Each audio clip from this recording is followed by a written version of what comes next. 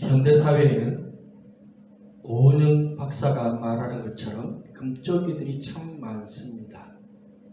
금쪽이는 화를 참지 못하는 사람, 자신의 감정을 그대로 표출하여서 다른 사람을 힘들게 하는 사람을 지칭하는 말이기도 합니다. 왜 이런 일들이 우리 속에 일어나고 있을까요? 주님의 마음이 아니라 인간의 욕심과 인간의 정욕으로 살아가려는 그런 모습이 이 세상을 지배하고 있기 때문에 그렇습니다. 성도는 주님의 마음을 가진 사람입니다. 골로새 성도는 고난과 시련 속에 있습니다. 지금 그들에게 필요한 것은 주님의 마음, 주님의 또한 성품에 참여하는 사람이 되는 것입니다. 12절을 보면 사랑받는 자처럼 긍휼과 자비와 겸손과 온유와 오래 참음을 옷 입고, 이것은 주님의 성품, 주님의 마음입니다. 이 세상을 살아가시 우리에게 힘들고 어렵습니다. 믿지 않는 사람들 속에서 믿음의 사람으로 살아가시 힘들지만, 그럼에도 불구하고 우리는 믿는 자로서 이 세상을 살아야 합니다. 주님 마음에 합당한 사람으로 우리가 살기 위해서 주님의 마음을 가진 사람이 되어야 합니다. 그 주님의 마음을 대표하는 것이 용서하는 마음입니다. 사랑하고 참고 하는 그 마음, 그 속에는 먼저 용서의 마음이 있는 것입니다. 주님은 세상을 사랑하셔서 오셨는데 왜 용서하시니까요? 과연 세상 용서받을 만큼 주님 앞에 바른 삶을 살고 있었느냐면 그렇지는 않습니다. 세상은 죄로 물들어 있습니다. 인간은 여전히 욕망대로 우상을 만들고, 우상이 아니라면 율법주의라는 전통을 통하여서 하나님의 말씀이 아니라 자신들의 욕망을 채우는 일을 여전히 하고 있는 그런 시대에 있습니다. 그럼에도 불구하고 예수님은 이 세상을 사랑하셨습니다. 용서하셨거든요. 용서는 누군가 죄를 지었거나 잘못했을 때 그 사람이 용서를 구했을 때 용서해 주는 것이 일반적입니다. 그런데 주님은 아니었습니다. 제자들도 그렇고 어느 누구도 예수님께 엎드려 용서를 구하지 않았음에도 불구하고 예수님은 죄를 용서해 주시며, 그 용서의 모습이 바로 십자가입니다. 인간이 예수님을 때립니다. 하나님의 아들을 몰라보고 때립니다. 눈 가리고 뺨을 때리면서 어느 손으로 때리는지 맞춰보라고 합니다. 예수님은 채찍을 맞으셨습니다. 십자가에 매달리셨습니다. 온갖 조롱과 핍박을 당하셨습니다. 누가복음 외에 다른 복음서에는 양평 강도가 욕을 하였다고 합니다. 그러다가 뒤늦게 한평 강도가 회개하죠. 로마 군사들이 십자가 밑에서 옷을 나누는 제비뽑기를 하고 있습니다.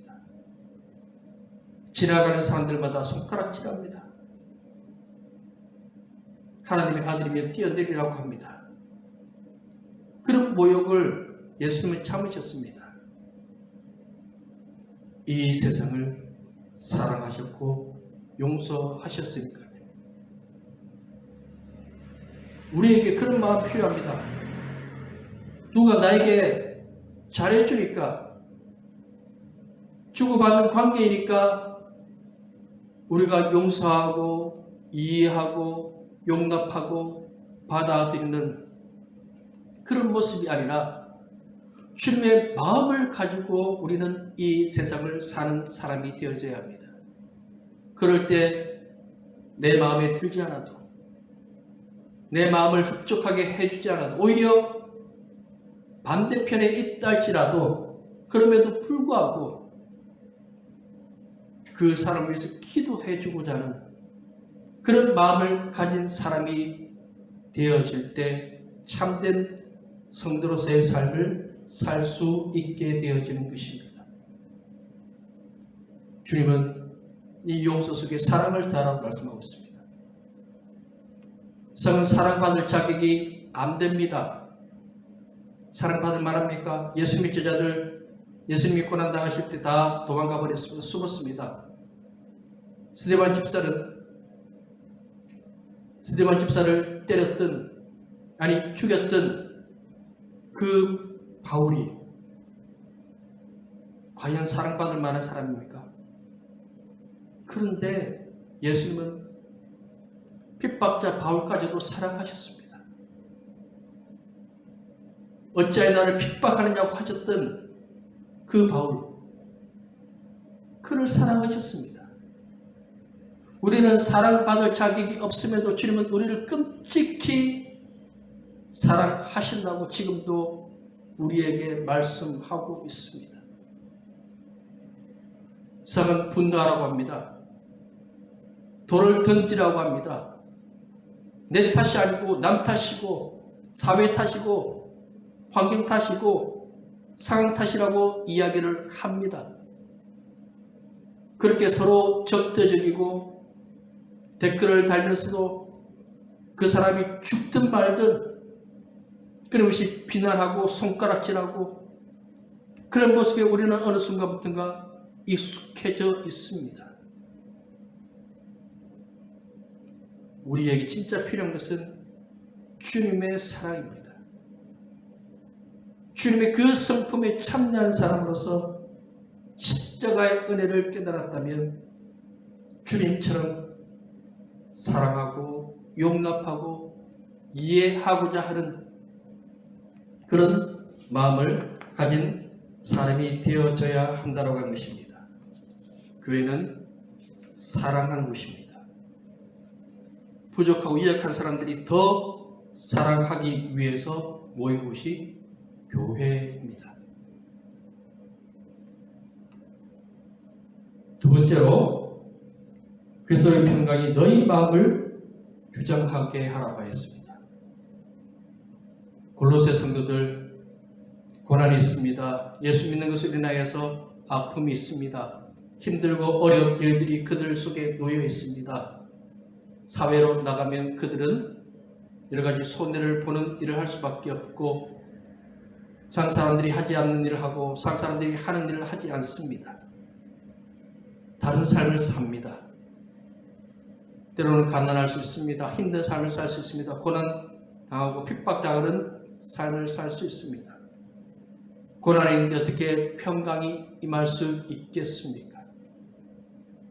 주님은 십자가를 지러 가시면서 제자들에게 세상이 줄 수 없는 평안을 너희에게 주노라고 말씀하고 있습니다.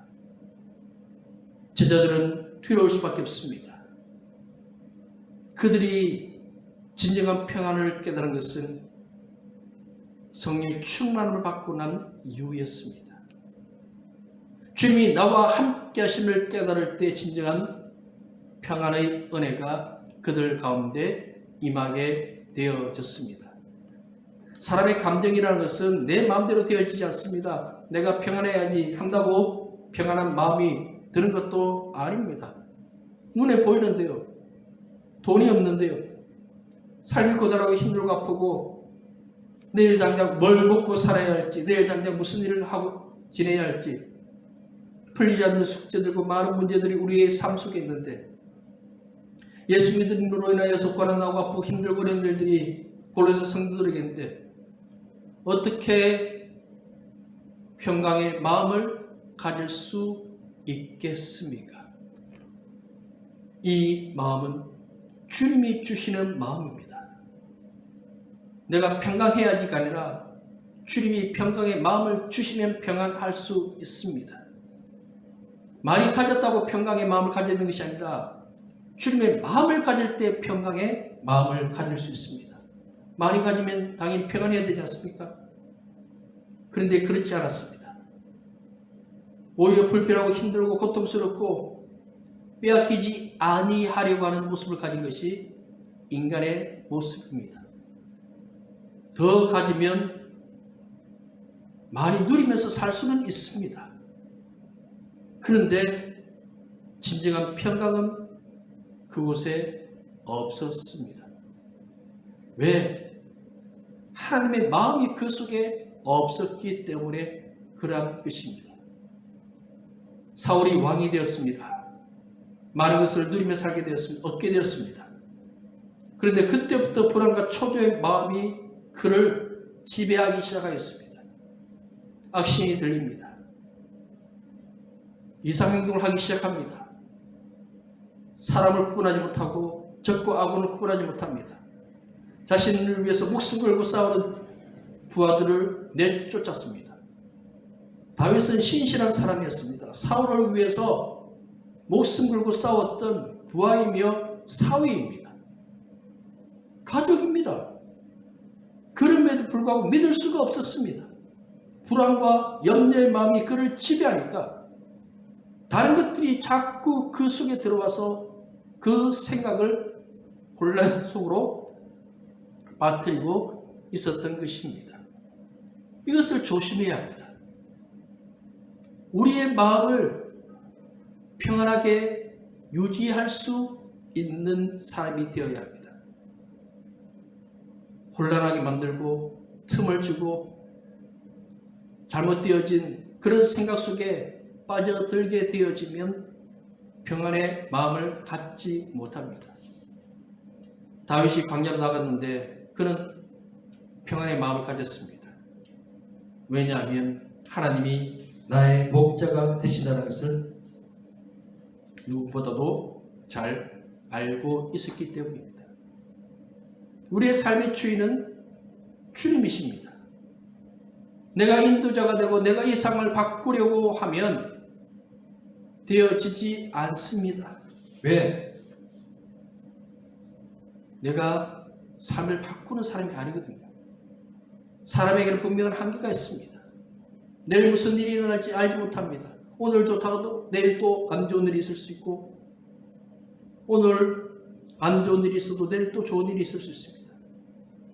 삶의 주인이 주님이심을 믿고 주님을 의지하며 주를 바라보며 하늘의 소망을 두고 살아갈 때 우리에게 진정한 평화의 은혜가 임하게 되어지는 것입니다. 주님이 배에서 주무시고 계셨습니다. 제자들이 갈릴리 호수를 지나는데 바람이 너무 세게 불어서 배가 뒤집힐 것 같았습니다. 제자들 대부분은 어부들이며 갈릴리 호수를 너무도 잘 알고 있는 사람들입니다.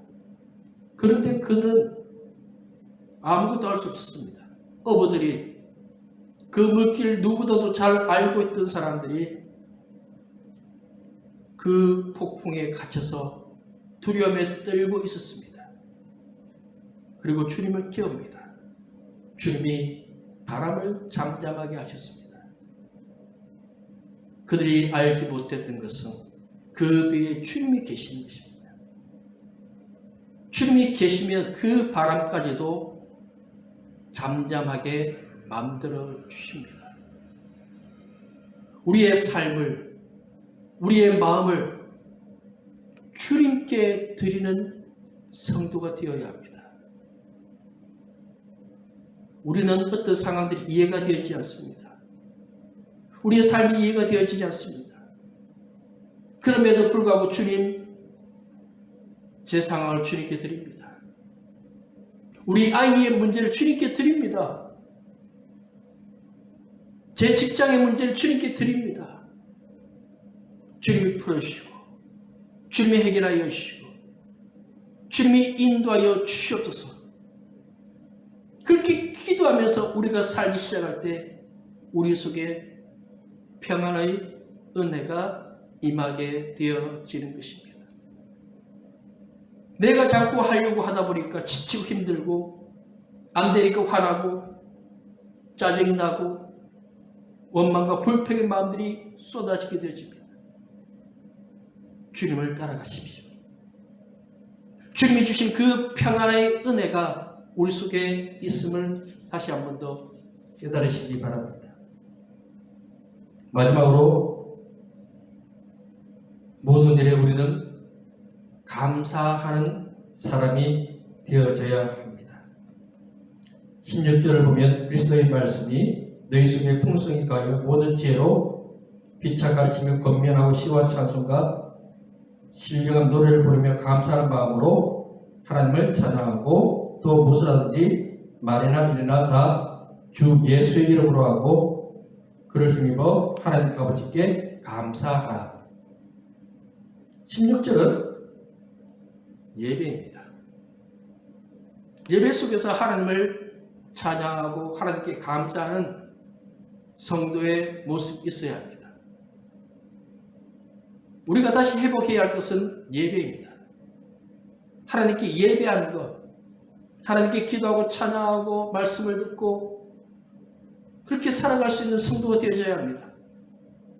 우리 삶이 아무리 바쁘고 지치고 힘들고 시간이 없다 할지라도 주님 앞에 예배하는 자로 살아야 합니다. 골로새 성도들에게도 필요한 것도 예배입니다. 예배는 영적인 연료가 되어집니다. 차가 계속 달릴 수 있습니까? 지칩니다. 연료를 주입해서 다시 달릴 수 있도록 만들어 주어야 하는 것입니다. 제자들이 그리고 바울이 믿음의 선진들이 대단한 사람들입니다. 그런데 그들도 지칩니다. 지칠 때마다 그들은 주님 앞에 나아가서 공급받는 사람이 되어졌습니다. 아무리 능력 많은 사람이라 할지라도 기도하지 아니하고 말씀 가운데 있지 아니하고 찬양하지 아니하고 주님 앞에 머무는 자로 살지 아니하면 영적인 고갈을 느낄 수밖에 없는 것입니다. 감사라고 하는 것은 내가 뭘 가졌기 때문에 감사한 것이 아니라 주님을 믿는 것에 대한 감사입니다. 하나님이 내 삶의 주인이신 것에 대한 감사, 나를 위해서 십자가 지고 구원하여 주신 그 은혜에 대한 감사, 그 마음이 우리 속에 먼저 일어나야 하는 것입니다.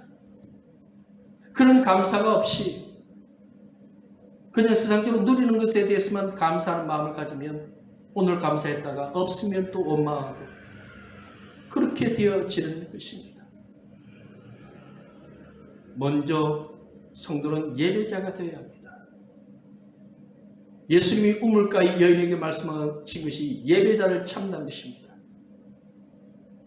감사하는 자는 예배하는 사람입니다. 주님을 높이는 사람입니다. 주님을 인정하는 사람입니다. 그 사람이 진정으로 감사하는 사람입니다. 무슨 일을 하든지 우리는 감사하는 사람이 되어야 합니다. 우리에게는 먼저 자족하는 마음이 필요합니다.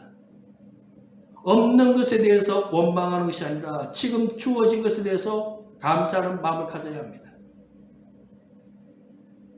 적다면 그 적은 그 속에서 감사할 수 있는 성도로 살아야 합니다. 우리는 끊임없이 없는 것에 대한 이야기를 합니다. 이스라엘 백성들이 광야를 지나면서 만나도 있었고 매출하기도 있었고 양도 소도 그 외 짐승들도 있었습니다. 먹을 것이 있습니다. 먹으면 됩니다. 하나님이 만나 주시잖아요. 그런데 없다고 합니다. 그 마음에 없는 것입니다. 하나님이 주시는데 하나님을 바라보며 살면 되는데 우리의 삶이 지치고 힘들 때도 있습니다. 그럼에도 불구하고 우리 속에 감사하는 마음과 감사의 말들을 쏟아 놓을 수 있는 그런 성도가 되어져야 합니다. 성을 보면서 원망하고 불평하면 입에서 저주의 말들이 쏟아질 수밖에 없습니다. 감사하면 찬양합니다. 감사하면 기도합니다. 감사하면 축복의 말들을 쏟아 놓습니다. 그게 성도입니다. 죽겠다. 아니요. 감사합니다. 그게 성도가 해야 할 일이며 말입니다. 우리의 삶이 고단하고 힘듭니까? 지금 아픕니까? 그래도 한번 살아봅시다. 감사하면서 한번 살아보시기 바랍니다. 주님 우리를 부르셨잖아요. 그 많고 많은 사람 중에 주님이 우리를 택하셨습니다. 우리가 사랑받을 자격이 있습니까? 그런데 사랑한다고 하시지 않습니까? 그러면 된 것입니다. 우리에게 소망이 있습니다. 하늘 소망이 있습니다. 하나님의 백성으로 살게 된 그 은혜가 있습니다. 그러면 족합니다. 우리에게 일용할 양식이 있다면 그것으로 감사하면서 조금 힘들어도 주님 감사합니다. 자족하면서 열심히 주님의 은혜로 살아갈 때 그것이 진정한 천국입니다. 주와 함께 사는 것. 좋은 차, 좋은 집이 아니라 주와 함께 사는 그것이 진정한 복이며 은혜며 기쁨이라는 것을 다시 한 번 더 깨닫고 고난과 시련을 믿음으로 통과하며 승리하는 우리 모두가 되기를 소망합니다. 기도하겠습니다. 아버지 하나님 감사합니다. 고린도 성도들은 외적으로 또한 내적으로 힘들고 어려운 시간들을 보냈습니다. 그러나 주님의 마음을 잃지 않기를 원합니다. 우리가 그러기를 원합니다. 주님의 마음을 가지게 하여 주옵소서. 용서하고 사랑하는 마음을 가지게 하여 주옵소서. 주의 은혜로 사는 주의 백성들이 다 되어지기를 원합니다. 예배자가 되기를 원합니다. 감사하는 자가 되기를 원합니다. 주의 영광을 나타내는 믿음의 삶을 사는 우리 모두가 되게 하시옵소서.